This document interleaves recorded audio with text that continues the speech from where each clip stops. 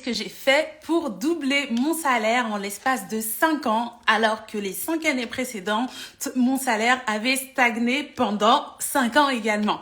Eh bien, moi, je pense que c'est parce que j'ai mis en place 8 stratégies incontournables pour avoir un salaire à sa juste valeur. Et du coup, ces 8 stratégies, je vous les ai partagées au sein d'un e-book qui est parti tout à l'heure à 19h. Hello tout le monde, j'espère que vous allez bien. Coucou, j'espère que vous allez tous bien, que vous avez passé une bonne journée. Je suis un petit peu en retard puisque j'aurais dû être là à 21h, mais malheureusement, j'avais trop de choses à faire et j'ai pas pu me libérer avant. Donc, pardonnez-moi pour mon retard. Aujourd'hui, on parle des 8 stratégies incontournables que j'ai mis en place pour doubler mon salaire en l'espace de 5 ans. Et du coup, je vais un petit peu revenir sur mon parcours. Là, on va dire que ma carrière, elle a été divisée en 2 grosses parties. Une première partie, 5 ans, où mon salaire, il a stagné pendant 5 ans, autour de 1500-1600 euros. Et ensuite, un moment où j'ai eu un déclic et j'ai commencé à mettre des actions en place. Et là, mon salaire a commencé à évoluer. En l'espace de 5 ans, je l'ai plus que doublé puisque j'étais autour de 3300, 3500 euros net mensuels sur mon dernier poste avant de tout lâcher pour faire check ta paye. Donc voilà. Et du coup, je vous ai partagé un e-book. J'espère que vous l'avez apprécié. Ceux qui l'ont reçu, n'hésitez pas à me dire dans le chat si vous avez commencé à le feuilleter, à regarder un petit peu ce qu'il y avait dedans, parce que dedans, je vous partage vraiment les 8 stratégies. J'ai commencé à recevoir déjà plein de mails des gens qui sont en retard ou qui n'ont pas passé. Donc, je pense que je vais refaire un envoi demain matin. Donc, n'hésitez pas à vous abonner, à vous inscrire si vous êtes intéressé pour avoir l'e-book, pour le recevoir sans perdre plus de temps. Merci Alexandra, j'espère que tu vas bien. Sans perdre plus de temps, on va rentrer dans le vif du sujet. Pour ceux qui nous rejoignent, je répète, je viens expliquer comment j'ai doublé mon salaire en l'espace de 5 ans, quelles sont les stratégies que j'ai mis en place. Et la première des choses pour vraiment commencer dans le vif du sujet, c'est de parler du fait que on est un peu leurré quand on rentre dans le monde du travail et souvent, on a plein d'idées préconçues sur c'est quoi qu'il faut faire pour être bien payé. Le lien, il est dans la bio, pour avoir l'e-book, c'est le lien dans la bio. De toute façon, je vous remettrai tout ça aussi en story quand j'aurai repartagé le replay de ce live-là. Donc, je disais, on arrive dans le monde du travail, on fait nos études, on s'arrête tous à des stades qui sont plus ou moins différents et pour réussir notre carrière, pour réussir même notre vie, diront certaines personnes, il va falloir mettre en place un certain nombre de choses. Et déjà, il y en a qui partent pas avec les mêmes chances parce que si déjà au niveau de la scolarité, t'es pas sorti avec les bonnes études, on te dit que ça conditionne un petit peu le reste de ton parcours et potentiellement tu vas pas forcément réussir autant que quelqu'un qui a fait des super premières études. Il y a plein de mythes comme ça qu'on va déconstruire aujourd'hui et en tout cas que moi, j'ai déconstruit pour réussir à augmenter mon salaire. Et je pense que la plus grosse erreur que j'ai faite au début, c'est de pas maîtriser les règles du jeu. C'est-à-dire que moi, j'ai commencé à travailler, donc pour ceux qui me connaissent pas, je travaillais dans la paye, et donc j'ai commencé à travailler autour de 2010 sur, on va dire, mon premier vrai job après avoir définitivement arrêté les études, et j'ai travaillé chez un éditeur de logiciels, et je travaillais sur un logiciel de paye directement. Et j'ai commencé à embaucher à 1500, 1600 euros, il me semble. Et c'était pas mal parce que de toute façon, je sortais avec un bac plus 2. Et à cette époque-là, 1500, 1600, c'était quand même pas trop mal comme salaire pour un premier job officiel. Et de là, se sont écoulés 5 ans pendant lesquels mon salaire a stagné. C'est-à-dire que quand j'ai fait un peu le bilan au bout de 5 ans, je crois que j'étais à 1400 euros. J'avais même baissé en salaire par rapport à avant.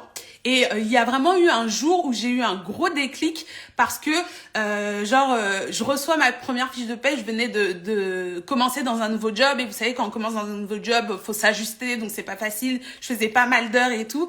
Je reçois ma fiche de paie et ça faisait suite à une période où j'étais restée pas mal de temps au chômage. Du coup, après cette période de chômage, j'ouvre ma fiche de paie et là je vois que ma fiche de paie, elle est moins élevée que le salaire que je touchais quand j'étais au chômage. Donc, j'avais travaillé tout le mois pour, en plus, payer nounou pour garder mon fils pour aller bosser et je gagnais moins que quand j'étais au chômage. Bon, il y avait une petite partie de prime dans mon salaire et celle-là, les premiers mois, elle se mettait pas sur mon salaire. Mais je sais pas pourquoi, ça m'a cassé le moral, ça m'a miné et je me suis dit non mais c'est pas possible de travailler et de gagner moins que quand on est au chômage.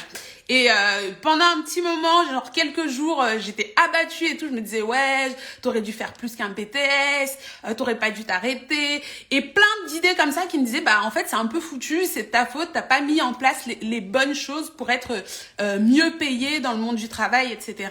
Et au bout d'un moment, j'ai réfléchi, je me suis dit mais en fait, quand je regarde autour de moi, ok, moi j'ai peut-être pas fait le master, le doctorat, machin. Mais n'empêche que je connais quand même pas mal de monde, ils ont des masters, ils ont des doctorats, ils pointent au chômage quand même, où ils sont en concurrence sur des postes comme moi, alors que j'ai fait beaucoup moins d'études qu'eux. J'ai aussi rencontré dans ma carrière, là, pendant ces 5 ans où j'étais en galère, des personnes qui bossaient de dingue, qui étaient super talentueux, super méritants, et on nous dit ça. On nous dit bossez à fond, bossez bien, vous allez avoir des augmentations si vous bossez bien. J'ai rencontré des gens comme ça et ces personnes-là, elles avaient pas forcément d'augmentation. Donc je comprenais pas, tu vois, parce que du coup, tu fais tout bien et t'as pas ta récompense entre guillemets. Et à côté de ça, j'ai vu mais des incompétents à des postes et à des salaires vu que je travaille dans la paye, pour le coup, je pouvais bien le voir, des salaires vraiment faramineux. Donc, je me suis dit, en fait, on se fout de nous. C'est pas possible, ça peut pas être ça, les règles. Sinon, si c'est une règle, c'est mathématique, ça marche, en fait. Non, là, ça marchait pas. Donc, je me suis dit que ça devait être d'autres règles. Et petit à petit, eh bien, j'ai appris la première stratégie à mettre en place si tu veux commencer à faire bouger ton salaire. C'est déjà à maîtriser les règles du jeu. Et la première règle du jeu qu'il faut comprendre, c'est qu'on n'est plus à l'école dès lors qu'on met son pied sur le marché du travail. Et quand on met ses pieds sur le marché du travail, il faut comprendre qu'on est devenu des businessmen et des businesswomen. Et je sais que les gens ont l'impression que les salariés, c'est différent, les entrepreneurs, c'est vraiment ça, la vraie vie, c'est dur. Mais c'est ça qui fait qu'en fait, on est sur des salaires qui stagnent parce qu'on n'a pas conscience que quand on est sur le monde du travail, eh bien, on est en train de vendre un produit. C'est notre force de travail, c'est nos connaissances, c'est notre intelligence et qu'on met au service d'une entreprise. Et du coup, eh bien, ça, c'est ce qu'on va proposer à une entreprise contre finance, en fait. Et donc, ça, c'est un produit à vendre. Et donc, il y a plein de choses, dès que tu as mis ça dans ta tête, que tu vas pas faire de la même manière que si tu crois qu'en fait, tu es comme à l'école et qu'il faut travailler et après aller demander sa récompense au moment de l'entretien annuel en disant je mérite une augmentation parce que j'ai bien gagné. Et la première des choses, c'est que quand on vend un produit, on vend sur une promesse de résultat. C'est-à-dire que moi, quand demain, je vais aller m'acheter un iPhone, en vrai, je sais pas si le téléphone, il va marcher. En vrai, je sais pas s'il va tenir sa promesse. Mais je vais d'abord débourser l'argent. Alors que nous, on nous fait croire en tant que salariés dans le monde du travail qu'il va falloir d'abord faire quoi ? D'abord faire ses preuves, d'abord bosser dur et à ce moment-là, on va nous payer. À ce moment-là, on sera augmenté. Et quand vient le moment de l'entretien, on nous dit « Ouais, mais attends, t'es trop impatient, faut que t'attendes encore, etc. » Et on se retrouve des années avec notre salaire qui stagne. Et donc, la première chose que j'ai mis en place, c'est arrêter d'attendre. Donc, dès le début, quand je rentrais dans un poste, quand je commençais une nouvelle action, quand on me demandait de prendre en charge des actions dans le cadre de mon travail, les sous, les thunes, on va discuter salaire avant que je commence à faire quoi que ce soit. Et ça m'a permis de mettre en œuvre pas mal de choses qui ont été intéressantes. Donc, je pense que ça, c'est la première stratégie. Si vous voulez aller plus loin, n'hésitez pas à télécharger l'e-book. Vous verrez que je reviens en détail. Je mets quelques petits exemples. Mais ça, c'est super important. Et le deuxième point qui vient aussi dans les règles du jeu, oui, Bibiche, le live, il va être enregistré, il y aura le replay. Si j'ai pas de problème avec Instagram, parce que la dernière fois, j'ai eu un problème, mais si j'arrive de toute façon pas le repartager sur Instagram, je le mettrai sur ma chaîne YouTube. Donc, du coup, les RH dans ta boîte, c'est pas tes amis, c'est pas tes alliés, ils sont pas là pour s'occuper des salariés.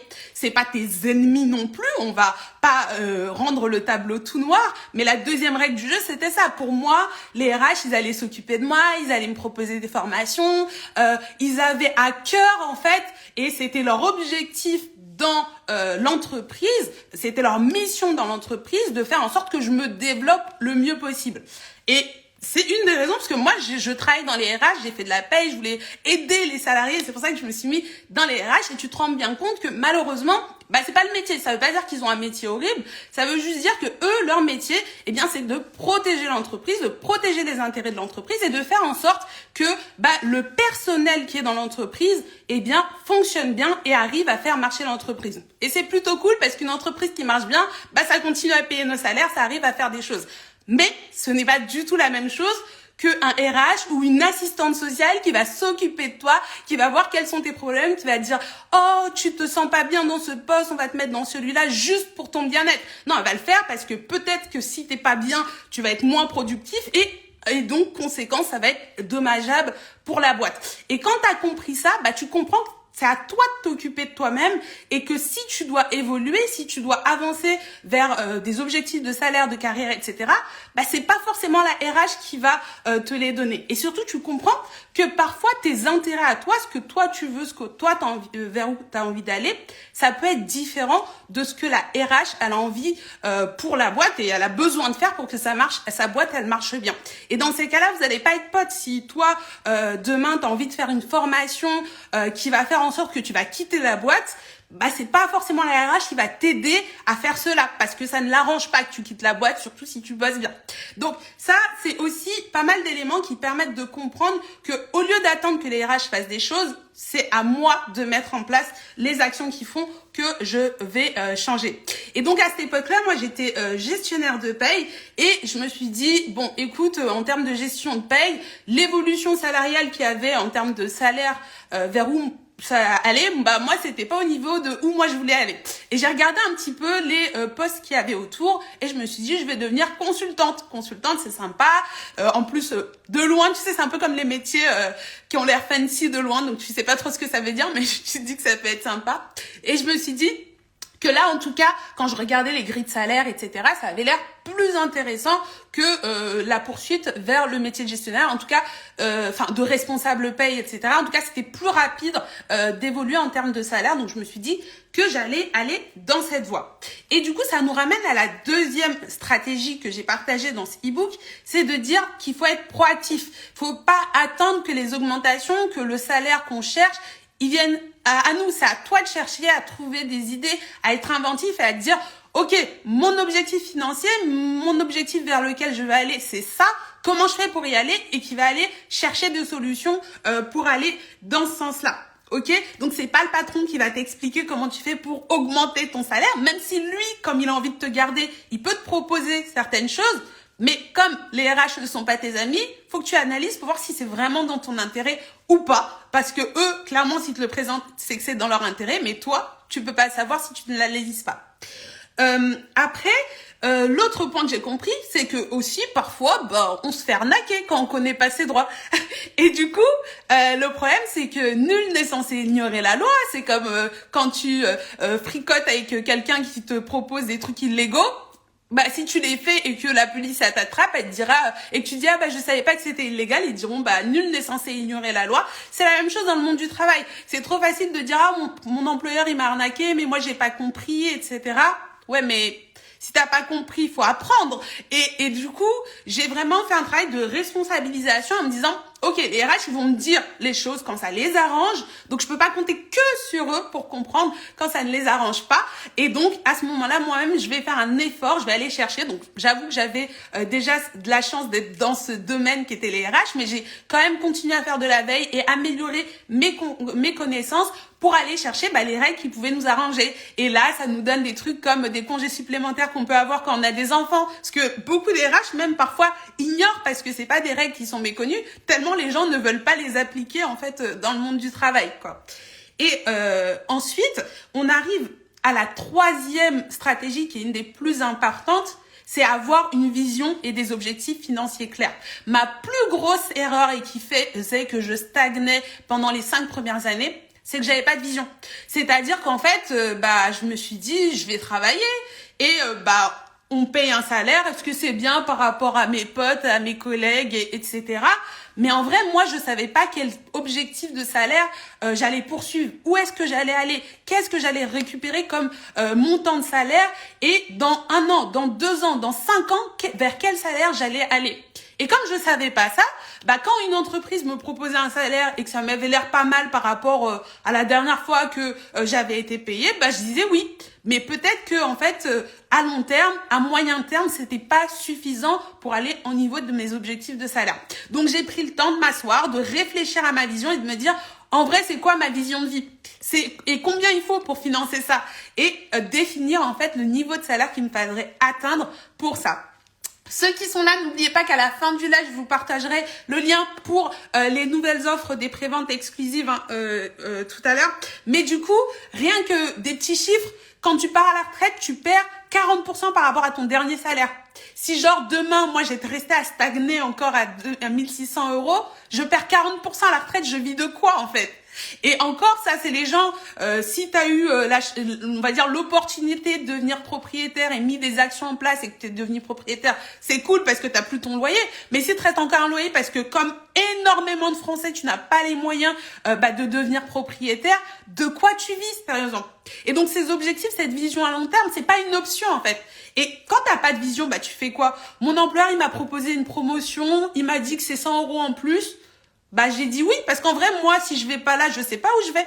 Donc, vraiment, ayez votre vision, où est-ce que vous voulez aller. Et ça, c'est la troisième stratégie qui me paraît indispensable à avoir. Et si vous en avez pas, vous allez, en fait, suivre les agendas, les objectifs des autres et pas les vôtres. On va se caler sur la grille salariale de l'entreprise. Ok, l'entreprise, elle a une grille salariale, mais moi, aujourd'hui, j'ai ma propre grille salariale. Donc, ça veut dire que si l'entreprise, dans sa grille salariale, dans 1 an, je serai à tel salaire, je sais très bien que si moi, ma grille salariale, elle dit que dans 6 mois, je dois être à tel salaire, soit on va pas rester ensemble, soit moi, je vais devoir me baisser pour être sur la grille salariale de l'entreprise, soit au contraire, c'est l'entreprise qui va devoir revoir sa grille salariale si elle veut me conserver. Sinon, on se séparera et moi, je vais trouver une entreprise qui matche avec ma grille salariale. Et quand tu vois les choses comme ça, c'est toi qui redeviens le centre et les autres entreprises qui gravitent autour. Et pas l'inverse, parce que quand tu n'as pas de grille, tu suis la grille, tu dis que ça doit être bien pour toi.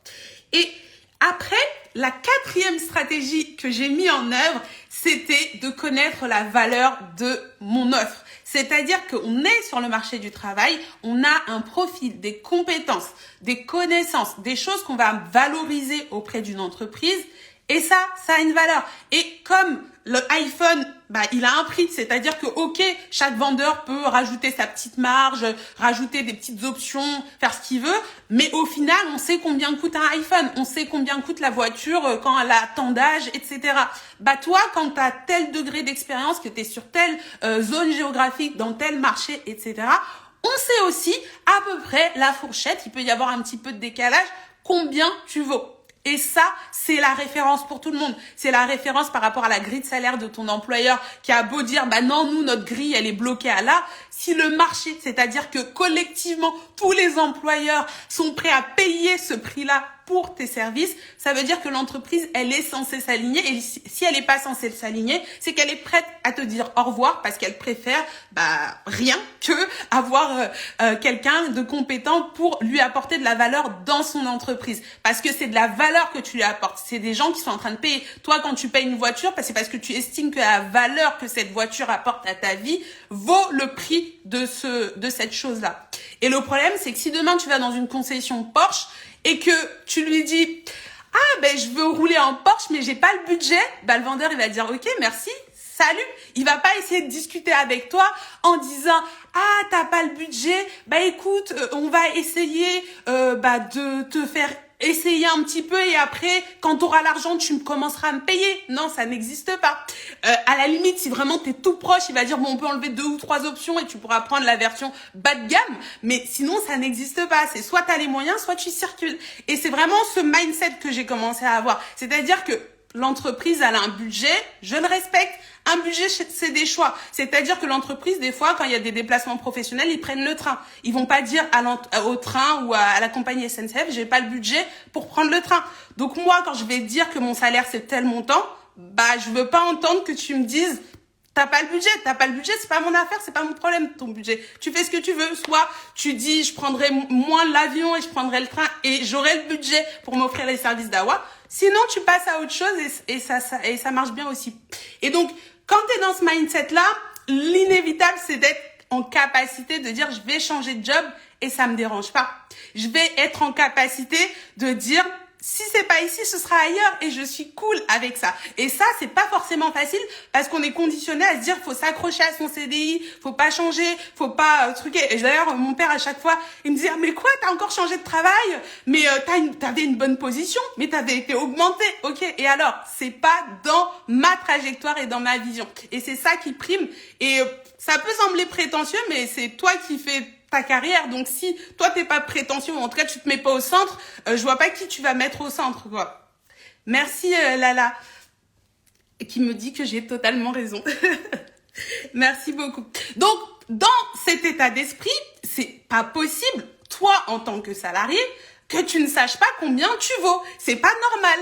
Et là, je sais qu'il y a beaucoup de techniques qu'on retrouve un peu partout. On me dit, oui, alors, pour essayer tu vas à l'entretien, tu vas essayer. D'ailleurs, restez si vous voulez commencer à préparer votre entretien 2023 parce que j'ai une offre pour vous parce que toutes les légendes urbaines qu'on entend sur l'entretien, c'est pas mal. Mais au niveau de l'entretien, on va essayer à chaque fois de faire dire à l'employeur combien il peut me payer. J'ai eu des clients, des abonnés qui me disaient qu'ils allaient en entretien annuel, ils demandaient des augmentations sans donner de montant. Donc ça veut dire qu'ils demandaient une augmentation et après c'est la surprise sur le bulletin de paye. On ne sait pas combien je vais avoir. C'est pas possible. Je demande un montant et ce montant-là, je vais pouvoir après le challenger, l'employeur va pouvoir le discuter.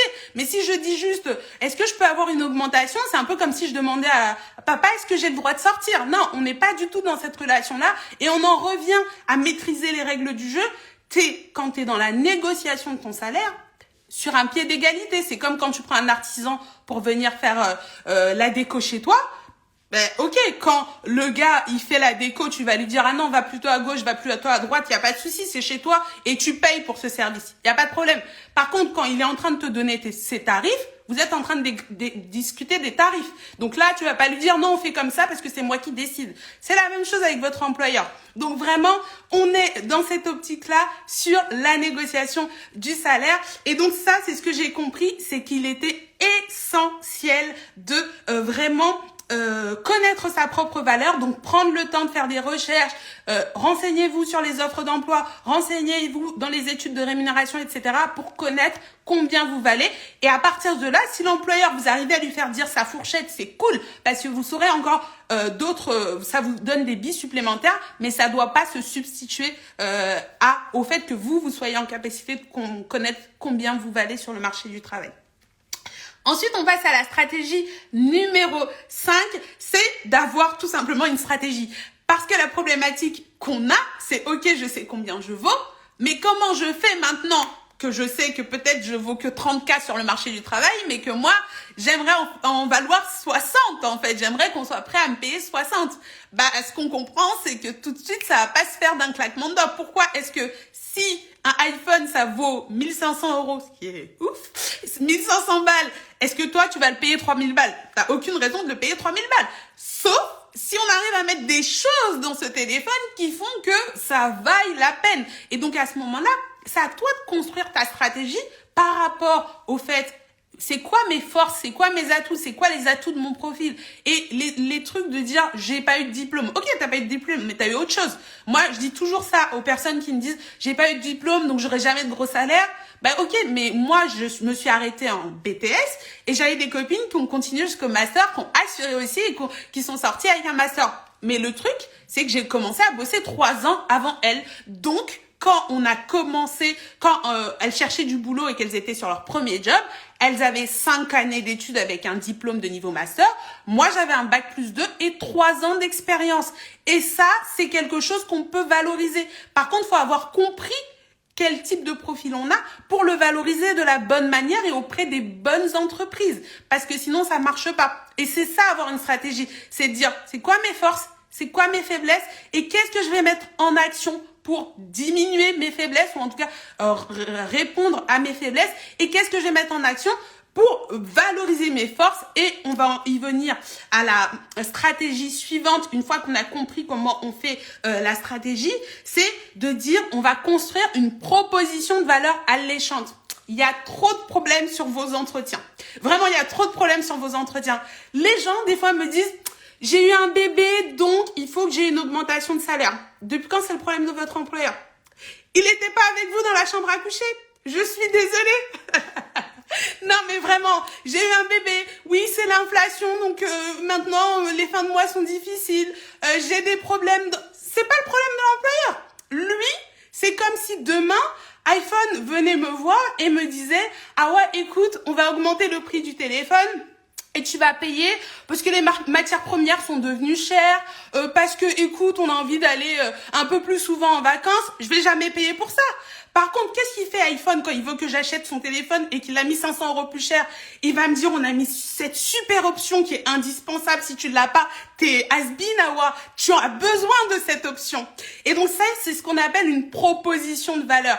Et c'est la même chose que tu dois faire avec ton employeur. Si tu veux que ton employeur t'augmente, il faut qu'il se dise, je suis obligée d'investir sur cette personne-là. Si j'investis pas sur cette personne, il y a une pépite qui va partir de mon entreprise. Et donc, c'est ça le système de la proposition de valeur. Et c'est comme ça qu'il faut formuler vos demandes et pas plutôt plaindre, se geindre et venir quémander comme si vous étiez en train de demander de l'argent de poche à vos parents. Ça marche pas comme ça dans le monde du travail. Vous apportez de la valeur ou sinon c'est mort. Sinon, c'est mort. Et là, je le dis encore pour tous les gens qui sont de la team. Je vais faire mes preuves. On ne fait pas ses preuves. Ça ne marche pas comme ça dans le monde du travail. Et pour vous dire la vérité, et ça, je l'ai mis dans le e-book, donc n'hésitez pas à le télécharger si vous êtes intéressé. Il est gratuit, hein. C'est vraiment quand vous vous dites que au niveau de je vais faire mes preuves. Par exemple, on va prendre un exemple tout simple et vous allez vous en rendre compte tout seul. Si par exemple demain il y a un truc et votre entreprise elle est au bord de la faillite et vous sauvez l'entreprise de la faillite, c'est-à-dire que vous allez trouver le client providentiel qui va ramener énormément d'argent et vous sauvez le client de la faillite, ok? Mais on va dire que vous êtes comment on appelle ça? Attends, je vais prendre un métier qui n'existe plus aujourd'hui. C'est quoi ce métier? Je sais pas. Palefrenier. Voilà, palefrenier à l'époque où il y avait encore plein de chevaux et de carrosses dans les rues de Paris. Vous êtes palefrenier. Mais d'un coup, la voiture, elle arrive, le moteur à explosion, etc. On n'a plus besoin de palefrenier. Est-ce que vous croyez que même si vous avez sauvé votre... Émeric, il a dit tireur de chaussures. Si vous croyez, est-ce que vous croyez vraiment que votre entreprise, elle va vous garder?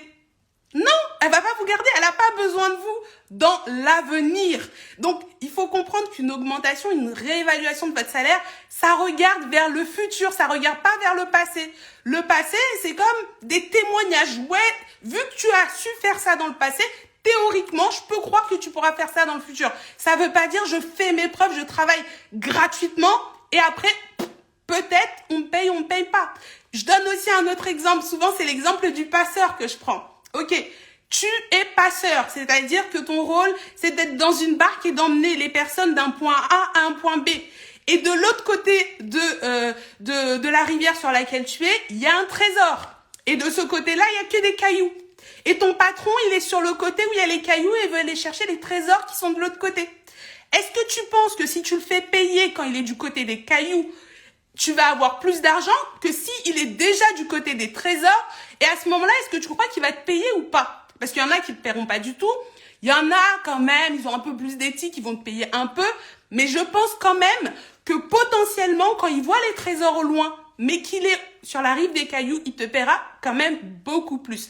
Donc, c'est vraiment cette optique qu'il faut avoir en tête. Il faut donc oser aller négocier sur une proposition de valeur. Vous n'avez pas à faire vos preuves avant que ce soit vraiment le moment.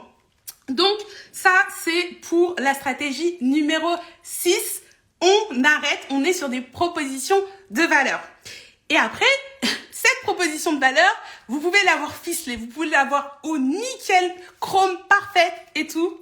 Mais je vais vous dire une vérité, cette proposition de valeur, si vous ne l'adressez pas à la bonne cible, elle est inutile. C'est-à-dire qu'on va reprendre encore un exemple parce que je trouve que les exemples sont parlants. Et moi, ça m'est arrivé. C'est-à-dire que moi, à un moment donné, j'étais gestionnaire de paye. Je voulais devenir consultant de paye. Je vous rappelle mon profil, bac+2 en gestion de paye, en assistanat de gestion et de l'expérience en tant que gestionnaire de paye. En dehors de ça, j'ai jamais été consultante. Et quand je regardais un petit peu les profils des consultants, il y avait beaucoup de personnes qui avaient des masters, qui sortaient de belles écoles, qui avaient peut-être aussi des bagages en informatique, etc. Tout ce que je n'avais pas. Alors j'aurais pu me dire, ouais, mais c'est mort, c'est même pas la peine de tenter. Je me suis dit, non, je vais quand même tenter. Sauf que, qu'est-ce que moi j'ai? J'ai mon bagage en paye, j'ai mon expérience en paye, et ça a de la valeur. Tout ce que vous avez, ça a de la valeur. Ça a de la valeur pas aux yeux de tout le monde, mais ça a de la valeur. Et du coup, je me suis dit, écoute, déjà, si je deviens consultante, ce qui serait bien, c'est de devenir consultante en paye. Comme ça, il y a un pont. Et moi, je peux apporter une nouvelle perspective, un nouveau regard par rapport aux consultants. Moi, j'avais travaillé avec des consultants et je voyais qu'ils avaient des qualités, mais ils avaient des défauts aussi. Et dans leurs défauts, c'est qu'ils n'étaient pas forcément du métier. Donc, c'était un petit peu des fois, quand tu parlais avec quelqu'un du métier par rapport à quelqu'un qui était juste consultant, il appliquait la règle que tu lui disais bêtement et méchamment. Le problème, c'est que des fois, tu avais des gens du métier qui comprenaient rien au consulting, à l'informatique, etc., donc qui expliquaient mal leurs besoins. Et de l'autre côté, tu avais des consultants qui comprenaient que l'informatique et qui n'avaient rien compris au métier. Donc des fois, on se retrouvait dans des histoires où on a dit, mais comment est-ce que vous avez pu développer ça? Ça n'a aucun sens. Vous m'avez dit de développer, j'ai développé. Et l'avantage que moi j'avais, c'est que je me disais, j'aimais bien un petit peu ce côté informatique, donc j'avais déjà mis un petit peu les mains dedans. Quand il y avait des paramétrages, j'étais souvent avec les consultants, donc j'avais commencé à parler leur langage. Et à ce moment-là, ce que j'ai mis en avant, c'est que j'ai approché en candidature spontanée, et je vous ai partagé en plus ma lettre de motivation que j'avais utilisée à l'époque, parce que j'avais utilisé dans le cadre de une période de stage suite à une formation. Donc je vous disais, j'étais quand même relativement au début de ma carrière, et à ce moment-là, je l'ai proposé à un cabinet de conseil, et je leur ai dit, écoutez, moi j'ai la fibre métier, ça va être super, et j'ai présenté ma proposition de valeur. Par contre, je l'ai pas adressé à tout le monde, parce que je me suis bien rendu compte que les gros cabinets qui étaient super prestigieux, où tous les jeunes, quand ils sortent d'école, ils postulent tous là-bas et qu'ils sortent tous d'école de je ne sais où, je ne faisais pas le poids en termes de proposition de valeur, parce que ces gens-là, c'est un petit peu comme si je te compare Huawei et iPhone. Huawei, je pense pas qu'on peut dire que c'est une boîte moins successful que iPhone. Que Apple, pardon. Je sais pas. En tout cas, ils sont tous très riches, ils sont tous avec beaucoup d'argent, mais par contre, ils s'adressent pas aux mêmes cibles. C'est-à-dire que quelqu'un qui s'achète que des iPhones, tu lui proposes un Huawei, il va te rire à la tronche. Et quelqu'un qui n'achète que des Huawei, tu lui proposes un iPhone, il va aussi te rire à la tronche. Pas seulement parce que il peut pas se le payer, il y a des gens qui ont tout à fait les moyens de se payer un iPhone, c'est juste qu'ils estiment que c'est une dépense débile et inutile, tu vois. Et donc, chacun a sa cible. Et le fait d'avoir une proposition de valeur, c'est savoir l'adresser à la bonne cible. Si vous vous trompez de cible, c'est-à-dire que moi, je vais m'intéresser à des boîtes qui ne s'intéressent pas au profil que j'ai et aux propositions de valeur que j'ai, je perds mon temps. Moi, si j'avais perdu mon temps à postuler que dans les grosses boîtes, les gros cabinets qui ont pignon sur rue, j'aurais pas trouvé. Ce que j'ai fait plutôt, c'est que j'ai postulé sur les petits cabinets, les SS2I, ça s'appelait, maintenant ça s'appelle les ESN, ça a peut-être encore changé, mais c'est les petits cabinets de conseil qui aimaient bien former des juniors, etc., qui payaient pas très très bien par rapport aux grands cabinets, mais n'empêche que ça m'a permis de mettre le pied à l'étrier et rentrer dans le milieu du consulting, alors que j'avais qu'un bac+2 et que je n'avais aucune expérience en consulting. De là, j'ai commencé à avoir de l'expérience, et quelques années après, c'est les grands cabinets qui me couraient après, parce que quand on est sur des profils de seniors, ça les intéresse plus trop de savoir si tu as tel ou tel diplôme. Ce qui les intéresse, c'est que tu aies les compétences réelles du terrain et que tu sois capable de le mettre en œuvre. Donc ça vient toucher à plein de choses. Avoir une stratégie, ça vient toucher au fait d'avoir aussi, comment on appelle ça, cette dimension d'une proposition de valeur, parce que quand même, je suis pas allée la bouche en cœur en disant je suis gestionnaire de paye, je vais être consultant de paye. Je leur ai démontré que j'avais un apport particulier sur ce métier-là, et ça a permis de faire en sorte que, ils se sont dit oui, c'est super intéressant, c'est super génial, il nous la faut. Et à côté de ça, je me suis adressée à la bonne cible, c'est-à-dire des gens que eux se disent oh, de toute façon les jeunes qui sortent de belles écoles, ils veulent pas de nous parce parce que on paye pas assez, parce que en plus voilà, et elle a de l'expérience et ainsi de suite. Et donc on avait le bon match. Donc souvent vous dites oui mais eux ils laissent pas la chance, ou la boîte elle est méchante parce qu'elle accepte pas ci ou pas ça. C'est juste que comme je disais dans le e-book, il faut pas donner de la confiture à un cochon. Mais c'est pas dans le sens où le cochon il est trop bête pour comprendre que la confiture c'est bon. Un cochon, ça mange des truffes. Les truffes, c'est un mets exquis aussi, tu vois. Mais c'est pas ça. C'est juste de dire que, en fait, c'est celui qui, c'est le plus bête, peut-être, dans l'histoire, c'est celui qui donne de la confiture au cochon, alors que le cochon ne veut pas de confiture. Et c'est à vous, en tant que, qui avez votre proposition de valeur, de savoir cibler les bonnes entreprises. Et enfin, le numéro 8, il est cher à mon cœur, puisque j'ai fait un master en organisation et conduite du changement depuis, et c'est savoir s'adapter. C'est vraiment de se dire, on peut pas quelque part juste la couler douce, attendre que les choses passent et que ça se fasse tout seul. Il y a des efforts à faire, il y a des risques à prendre. Moi, quand j'étais dans un poste de gestionnaire de paye, que je quitte le poste de gestionnaire de paye pour aller candidater, pour devenir consultante, je peux échouer, je peux me casser les dents et me rendre compte qu'en fait, je vais pas y arriver. Et c'est le risque que je choisis de prendre. Et je pense que ça, c'est comme tous les investissements, comme vous diront tous les financiers, etc. Si tu prends pas de risque, eh ben, tu vas pas avoir de reward, tu vas pas avoir, de gain, de retour sur investissement. Et donc, faut savoir investir en soi, faut savoir prendre ces risques-là, faut savoir aussi s'adapter, parce que tu auras beau faire ta stratégie, faire ton plan, etc. Il y a rien qui se passe comme on les a prévus dans les plans. Il y a toujours des aléas, des imprévus. Et donc, à ce moment-là, faut savoir s'adapter et réagir à ces aléas et ces imprévus. Faut aussi être à l'écoute des opportunités. Eh bien, il y a Riri qui dit: ah ouais, tu es top, si tu as été construit en août dernier, je suis en pleine négociation. Attente de leurs propositions, on lâche rien, hâte de te faire un retour. Écoute, on a hâte d'avoir ton retour. N'hésite pas à nous dire, on sera très très content de savoir. Et donc voilà, donc vraiment adaptez-vous. Et là, je vois par exemple, la dernière fois, j'avais fait un sondage en story. Et je crois que je demandais, est-ce que ChatGPT, alors dites-moi dans le chat si vous êtes pro ChatGPT ou pas, mais moi je m'en passe pas aujourd'hui. Mais je demandais, est-ce que ChatGPT vous utilisez, vous avez pas, et je crois que j'avais 60% de personnes ou 70% de personnes qui me disaient: ah non, va des rétro satanas, je veux pas entendre parler de ce truc. Mais ce truc est là en fait, et ce truc a des impacts sur nos tafs, sur nos métiers, sur l'avenir de notre société, et on peut pas juste l'ignorer. Et il va falloir s'adapter à ce truc-là. Donc on n'est pas obligé forcément de l'utiliser, mais il faut être dans la curiosité, il faut comprendre ce qui est en train de se passer et se dire comment est-ce que je vais m'adapter. Parce qu'on n'est plus dans la génération de nos parents, voire même de nos grands-parents, pour ceux qui sont en train de commencer à travailler aujourd'hui, où on reste des années dans une boîte, on change tout le temps. On change tout le temps. Et donc, c'est à toi de t'adapter. C'est pas le monde qui va... Enfin, le monde, il change tout le temps. Donc, lui, il va pas s'arrêter de changer. Et donc, si tu changes pas, eh bien, tu risques à un moment d'être dépassé. Et ça, je m'en suis vraiment rendu compte quand j'ai été licenciée économique, puisque j'ai été licenciée économique en 2021. Lors de ce licenciement économique, on était plus de 70 en fait à être licenciés dans ce licenciement. Et il y avait vraiment des expériences de vie qui étaient très différentes en fonction des personnes et de leur situation dans le monde du travail au moment où ils ont été licenciés. Moi, à l'époque, je savais que j'étais sur un métier porteur, je savais qu'il y avait des débouchés. Je voyais beaucoup quand même si c'était parfois difficile parce que tu viens juste de changer de taf, on te licencie, etc.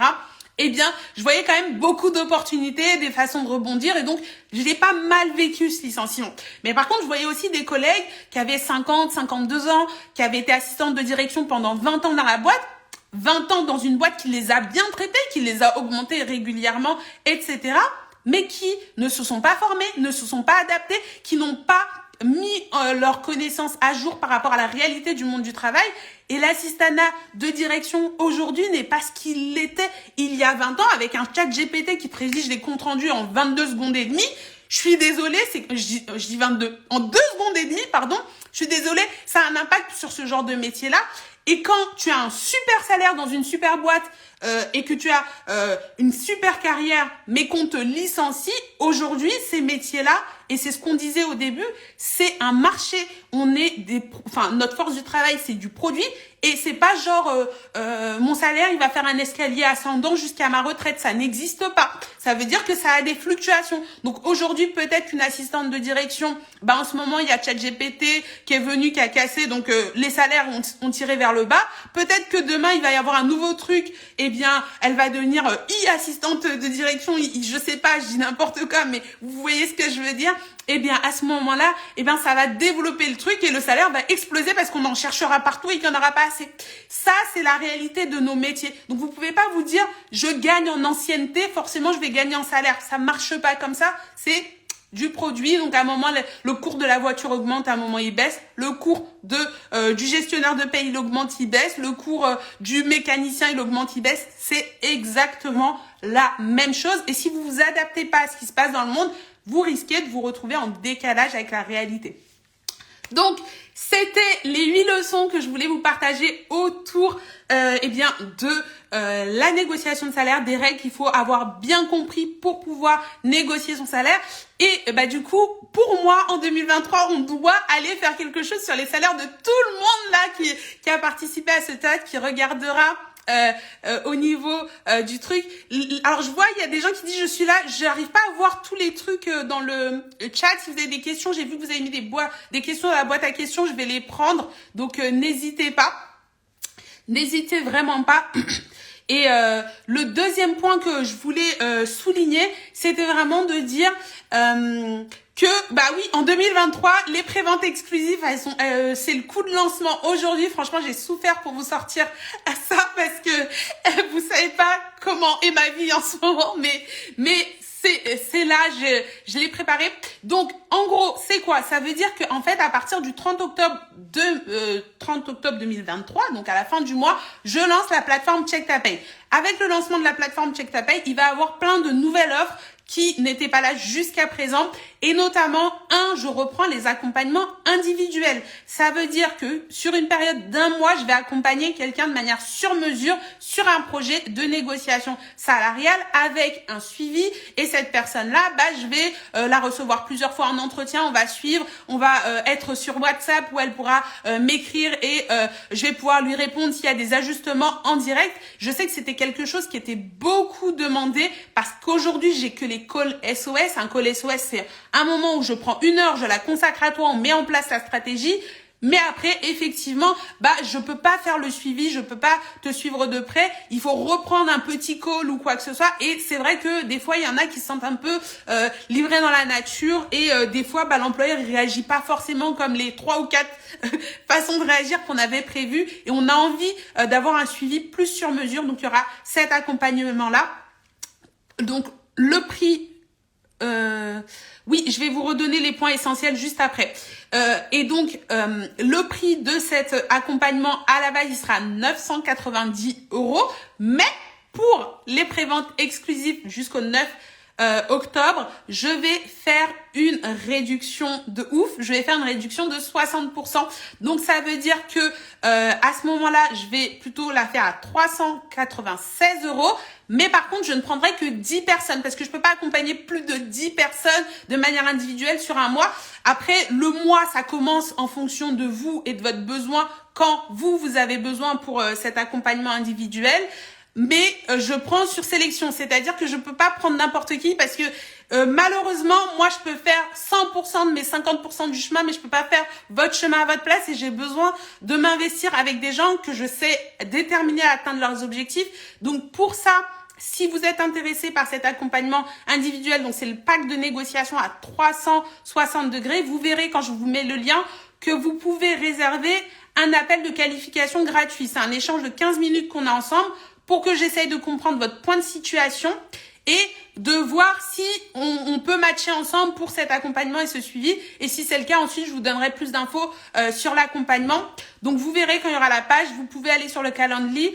je fais ça que ce week-end. Donc, pour ceux qui sont sur l'accompagnement individuel, ça sera que ce week-end, le 7 et le 8, où je vais vous prendre, et lundi aussi 9, parce que du coup, lundi, ce sera le dernier jour. Donc, c'est normal, vous pourrez pas acheter tout de suite si vous étiez intéressé. Par contre, vous pouvez prendre rendez-vous tout de suite sur mon calendrier.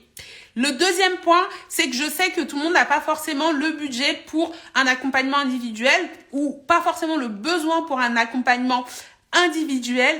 Et à ce moment-là, on va je vais vous proposer une masterclass d'une heure qui va être du coup pas en direct, mais qui va être une formation en fait préenregistrée que je vais vous proposer à partir du 30 octobre. Et pendant les préventes exclusives, je la mets à moins 50%. Le prix, quand je vais la lancer, elle sera à 59 €. Je ferai peut-être une réduction de lancement, mais pas autant que là, parce que là, je la mets vraiment à moins 50%, donc ça vous fait 29,95 €. Et c'est une heure pour préparer un entretien de négociation salariale.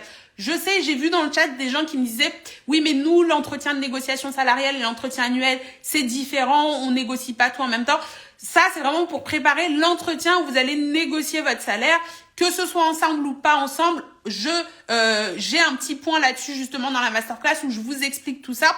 Par contre, l'accès à la masterclass, réellement, vous l'aurez qu'à partir du 30 octobre. Donc, si vous êtes intéressé, là, vous pouvez tout de suite préacheter votre masterclass, sachant que ce tarif préférentiel, pour ne pas me ruiner, je l'ai fait que pour les 200 premières personnes qui vont prendre la masterclass. Je sais pas si tout va être pris, mais quand j'ai fait le summer camp en 3 ou 4 jours, toutes les places pratiquement étaient parties du summer camp et il y a eu plus de 100 places qui sont parties. Donc, je sais pas combien vont partir sur la masterclass, mais la masterclass, c'est différent des ateliers du summer camp qui sont beaucoup plus larges au niveau des ateliers du summer camp. Là, c'est très ciblé. C'est vraiment, si vous savez que vous avez bientôt un entretien à préparer, une négociation de salaire vraiment pour la masterclass, eh bien, vous allez pouvoir pré-réserver votre masterclass et préparer votre entretien annuel. Donc, sans plus attendre, je vais vous mettre dans le chat Mince, j'ai pas le lien. Attendez, je me mets en pause. Attendez.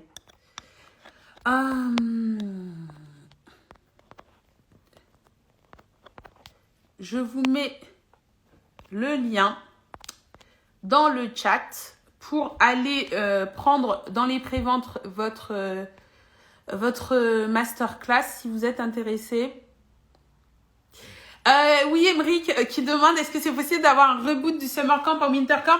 Malheureusement, je vais pas pouvoir faire le summer camp en winter camp, je pourrais pas. Mais en fait, ce que je suis en train de faire, je vous spoil le truc, c'est que je suis en train de transformer le summer camp et les ateliers en formation en ligne pour vous permettre de la suivre en fait quand vous le voulez à votre rythme, parce que du coup il y a eu, là je commence à avoir justement des avis, il faut que je vous les partage, j'ai pas le temps, mais il faut que je vous les partage par rapport au summer camp. Un des retours que j'ai eu, c'est que c'est des ateliers très denses parce que j'ai vraiment énormément de choses à dire et je pense que le format formation en ligne sera plus adapté parce que comme ça vous permet de pas avoir une masse d'informations dans la tête en une fois. Donc je pense que c'est ça. Peut-être que je referai un summer camp si vraiment il y en a qui veulent absolument le format atelier, pourquoi pas en présentiel, mais à l'heure actuelle c'est pas au programme un winter camp malheureusement. Hop. Dernière chose à vous dire par rapport aux préventes, je vais faire, mais ça je vous enverrai dans le mail. Alors j'ai essayé de faire le lien, dites-moi si ça marche, mais c'est checktapay.com/prévente. Vous allez tomber sur la page. Et ouais, donc c'est ce que j'étais en train de dire, je vais faire un jeu concours pendant le summer camp. Et du coup, sur les ateliers, les personnes qui vont prendre un atelier, il faut savoir qu'à partir du 10, je vais faire un jeu concours. Et donc, toutes les personnes qui auront acheté soit un atelier, soit une masterclass, il y a 3 masterclass qui seront remboursées. Donc, ça veut dire que du coup, vous allez pouvoir avoir votre masterclass gratuite. Donc, c'est remboursé, c'est pas donc genre à gagner, c'est vraiment remboursé. Si vous achetez pas, vous pourrez pas en bénéficier. Et pareil pour l'accompagnement individuel. Donc, il y a une personne que j'accompagnerai complètement gratuitement. Elle aura son accompagnement qui lui sera remboursé parmi les 10 personnes que je prendrai cette année. Donc, voilou. Et là, on va passer à la partie questions-réponses. Mais juste avant de finir sur la partie questions-réponses, je vais, comme promis, faire un récapitulatif des 8 stratégies qui m'ont permis de doubler mon salaire. Et je me souviens vraiment, je parlais avec une copine qui avait fait un master et on était tous à l'époque dans cette idéologie. Si tu fais un master, c'est normal qu'un master ait un salaire plus élevé qu'un BTS ou un bac+3, ce qui est complètement absolument faux. Hein. Ça dépend des stratégies que vous mettez dans votre carrière.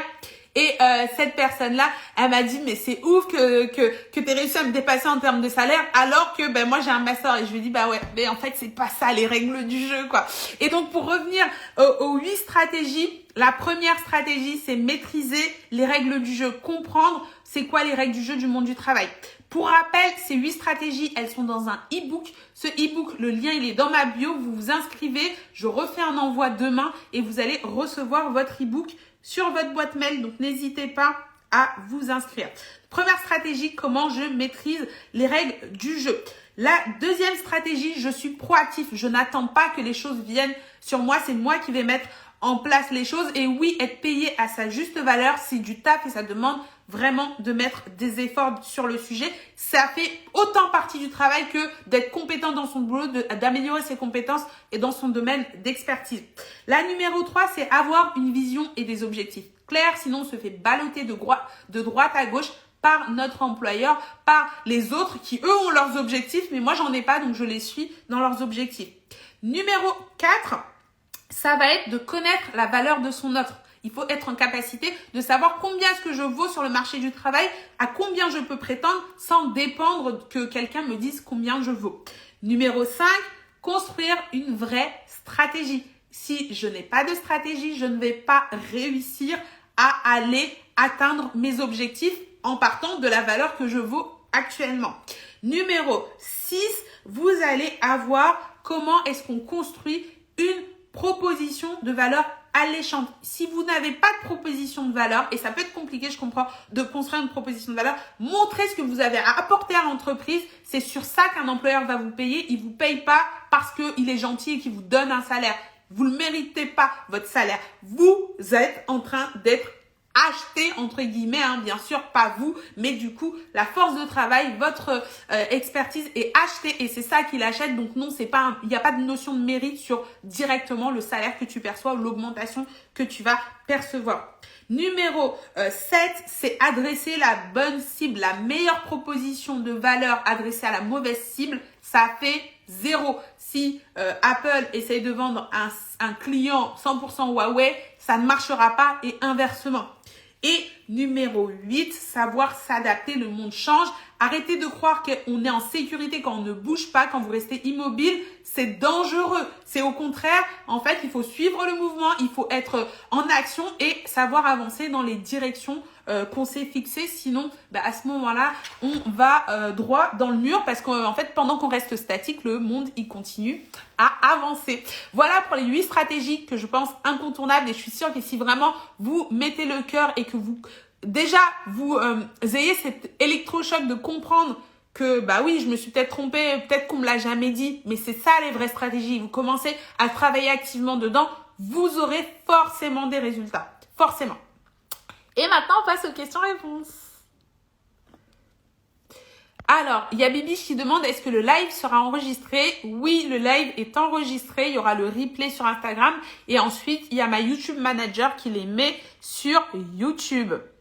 Il y a des questions qui sont hors sujet par rapport au sujet du live. Je ne les prends pas, genre les propositions en CDD, période d'essai. Ça, je suis désolée. C'est pas dans le sujet du live. Mais de toute façon, j'ai comment on appelle ça, l'épisode Paye ta carrière, où souvent je prends des questions-réponses et je réponds à vos questions. Donc, on va pouvoir le faire. Alors, il y a Lalala qui pose la question, quels sont les métiers porteurs et d'avenir selon toi? Et ça me fait sourire parce qu'en fait, hier, on a fait un live avec Reskia et on a eu exactement le même type de questions. Moi, je sais pas c'est quoi les métiers porteurs et d'avenir, ça dépend déjà de vous. En fait, si tu pars de toi, tu sais ce que tu veux dans la liste que tu aimes, c'est quoi tes goûts, c'est quoi tes trucs et déjà dans ce prisme-là, tu vas chercher les métiers d'avenir qui te correspondent à toi. Mais cette recherche, en fait, tu peux pas la demander à quelqu'un d'autre parce que la personne, elle va te le donner par rapport à son prisme, par rapport à ce qui est important, ce qu'elle aime bien, ce qui lui paraît important. Et du coup, c'est forcément biaisé et ça va forcément t'emmener droit dans le mur. Donc, c'est vraiment un travail que tu dois faire toi et que tu dois t'approprier pour que ce soit pertinent. Ah, trop cool, Safi, j'ai trop hâte. Et donc on va voir, mais vous allez voir, il y a plein de bonus et je pense que je reverrai pour voir ce qu'on pourra faire, mais on se fera des lives sympas pour ceux qui ont participé à la masterclass pour répondre à vos questions spécifiques. Ce sera super sympa. Et il y a Lady Caribbean qui dit bonsoir, est-ce qu'on négocie avec le manager à l'entretien ou la RH en direct? Eh bien, à ce moment-là, ça, c'est typiquement le genre de questions sur lesquelles vous devez savoir réponse par rapport à votre cas spécifique parce qu'il n'y a pas de réponse universelle, ça dépend de la personne. Et justement, dans la masterclass, on va apprendre à identifier c'est qui le décisionnaire, c'est qui la personne avec qui je vais commencer à négocier mon entretien. Est-ce que ça vaut le coup de gaspiller ma salive avec cette personne-là ou pas? Et comment je risque pas aussi de me faire court-circuiter ou de risquer parce qu'en plus, on sait qu'on est en France et que la hiérarchie, c'est très important en France. Donc, vous pouvez pas passer comme ça du N+2 au N+3 sans être passé par le N+1. Donc, on va voir un petit peu comment on gère ces décisionnaires avec la masterclass. Sincèrement, 30 €, c'est moins que le prix d'un resto, un bon resto en tout cas. Donc, ne vous posez pas trop de questions si vous voulez préparer un entretien de négociation. C'est vraiment le truc, je pense, le plus abordable que je peux faire pour vous aider dans ce sens-là. Vous allez avoir plein de valeurs. J'ai même pas parlé des bonus. Il y a plein de bonus dans lesquels je vous donne 10 objections que la plupart des managers vous donnent à chaque fois pour pas accepter vos demandes de négociation de salaire. Et à ce moment-là, eh bien, comment y répondre? Et je vous donne 10 situations et études de cas qu'on va étudier aussi ensemble.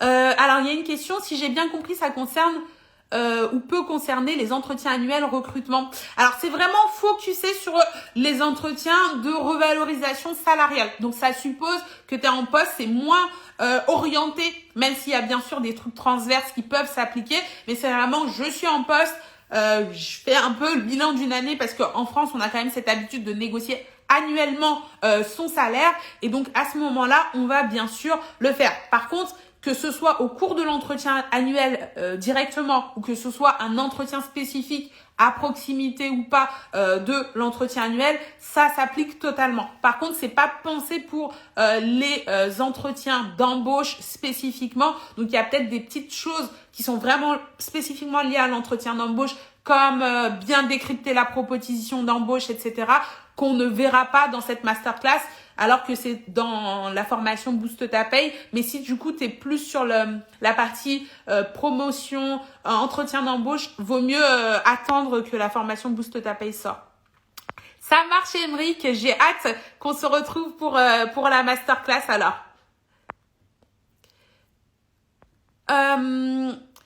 Ok, alors dans les questions... Alors, si on prend la masterclass, on peut la revisionner pendant combien de temps? La masterclass, elle va être à vie. Donc, vous la prenez, vous la gardez. Il y aura c'est pas une question de replay. Il n'y a pas de temporalité. Comme j'explique, c'est à vie de check ta paye. Je sais pas si demain je fais faillite, je saurais pas comment vous garantir ça.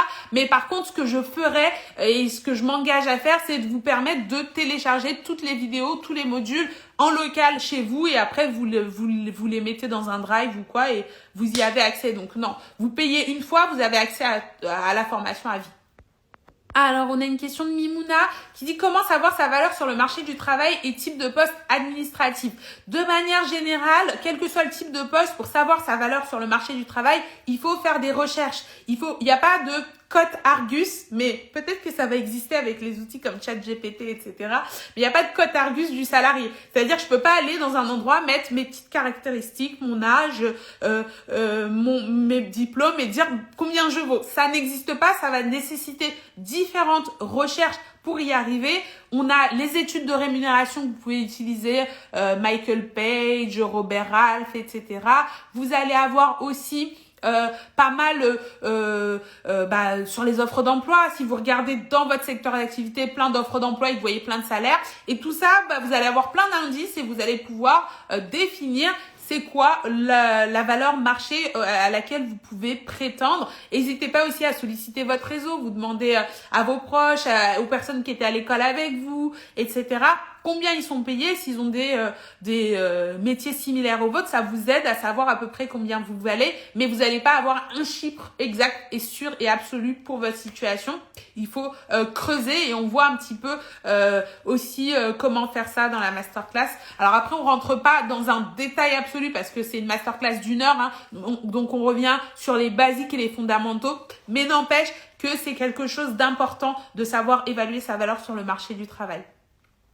Alors, je vais voir s'il y a encore des questions.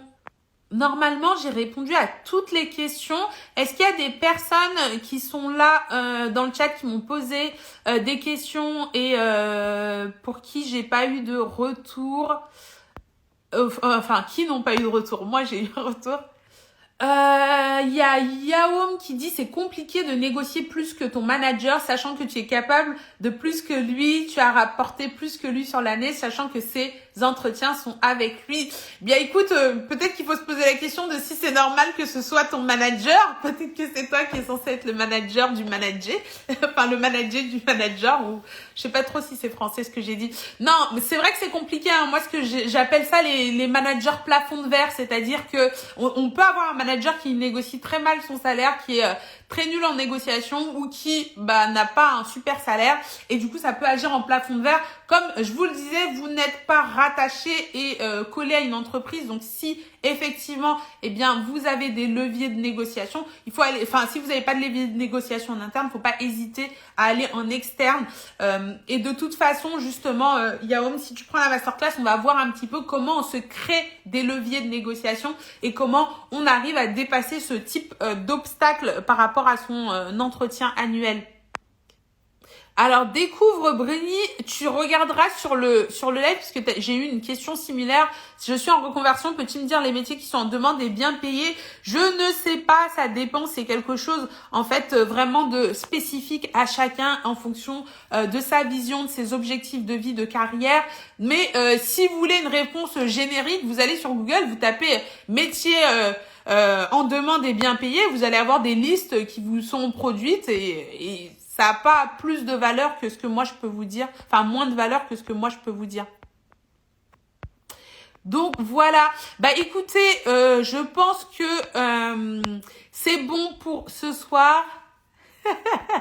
Emeric m'a encore donné une pépite, il a dit comme on dit au Cameroun, on n'a pas enterré ton placenta là-bas. J'ai pas compris mais je sens que c'est positif. Ou je sais pas. Mais en tout cas, n'hésite pas à me dire ce que ça veut dire. Tu me diras en DM. Alors le lien pour acheter la masterclass, s'il te plaît. Ce que je vais faire, c'est que je vais le mettre le lien en bio parce que en fait, j'ai pas été maligne, j'ai oublié de l'épingler et du coup, je ne l'ai pas. S'il y a quelqu'un dans le chat là qui l'a et s'il peut le mettre sur le chat, comme ça, j'épinglerai. Mais de toute façon, là. Ça veut dire que je vais pouvoir changer. Ah oui, c'est vrai, Yaoum, t'as raison, ça veut dire que tu n'es pas attaché à l'entreprise, ton placenta est pas là-bas. J'ai compris, merci beaucoup. Merci pour les clés de compréhension. C'est pas mal. Maëva, là, de mon budget bento, a dit, tu n'es pas un arbre, tu peux partir.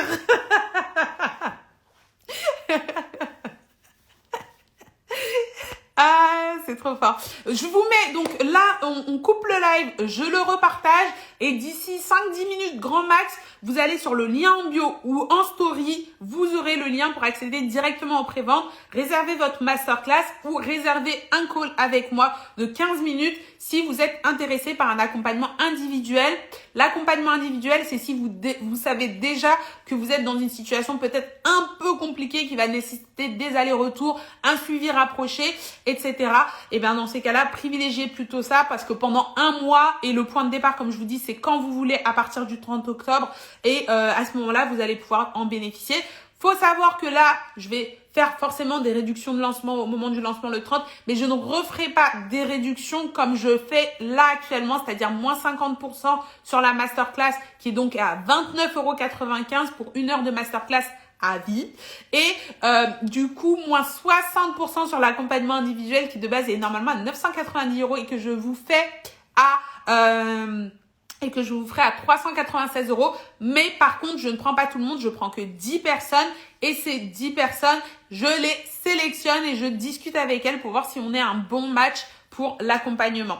Donc, voilou, hâte d'avoir de vos news. N'hésitez pas à me dire, même ceux qui prennent pas forcément la masterclass ou l'accompagnement, ce que ça vous a apporté, si ça vous apporte des choses, si ça vous fait avancer. Voilà. Emeric, est-ce qu'il y aura d'autres ateliers? Tu parles des ateliers du Summer Camp. En format atelier, je suis pas sûre. Par contre, ce qui est sûr, c'est que les formations, elles vont revenir, que ce soit Boost ta paye, Check ta paye ou Solde ta paye. Donc, Boost ta paye, c'est réussir sa négociation de salaire dès le démarrage.